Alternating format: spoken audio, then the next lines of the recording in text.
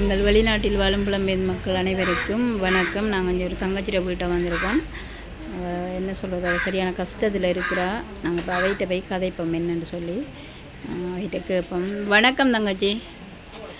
வணக்கம். நீங்கள் வர சொல்லி நான் வந்திருக்கிறேன். என்ன பிரச்சனை, உங்களோட பிரச்சனை சொல்லுங்கள். அழாதங்க அழாமல் சொல்லுங்கள். கொஞ்சம் இருங்க, அழுறா. என்னன்னு சொல்லுங்கள், என்ன பிரச்சனை என்று அழாமல் சொல்லுங்கள்.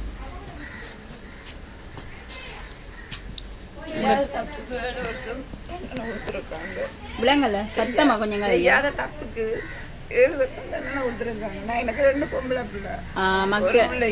செய்ய, அதாவது உங்களுக்கு கணவர் இருக்கிறார், அவர் வந்து இருக்கிறார்.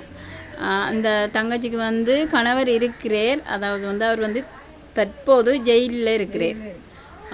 என்னத்துக்காண்டி ஜெயிலில் வச்சிருக்கிறாங்க?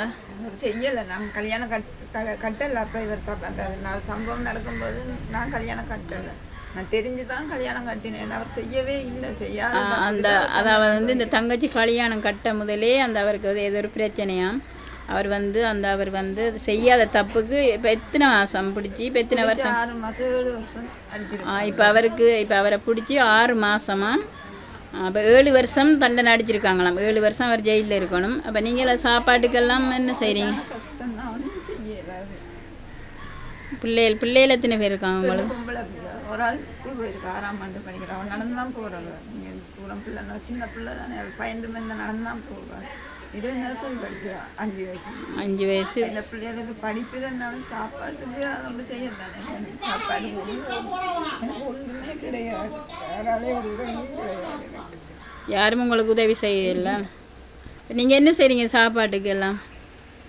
இருந்தால் சாப்பிட்டு எதுவும் வித்த ஒளியில் எதுவும் செய்கிறீங்களா? இல்லை எனக்கு உங்களுக்கு எதுவும் வீட்டு எங்காவது கொண்டெல்லாம் விற்று கொடுப்பேன், ஏதாவது வீட்டு வேலையும் கூப்பிட்டா போவேன்.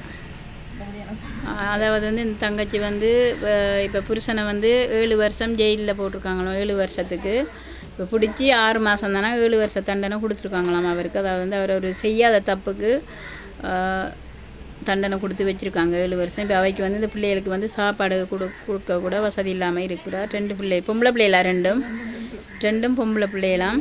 சாப்பாடு கூட அவள் தேங்காய் விற்று தான் அந்த பிள்ளைகளுக்கு சாப்பாடு, படிப்பு செலவெல்லாம் பார்க்க. என்னத்த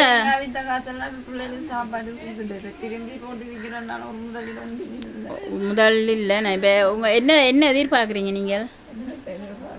இல்லை இப்போ எங்களோட வெளிநாட்டில் வாழ்கிற மக்கள்கிட்ட